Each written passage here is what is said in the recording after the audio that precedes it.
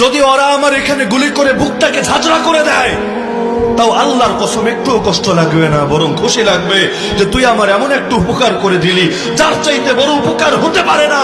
আরে গুনাহগার মানুষ আমি, কিভাবে হিসাব দিয়ে জান্নাতে যাব? তুই তো আবার বিনা হিসাবে পাঠানোর ব্যবস্থা করলি।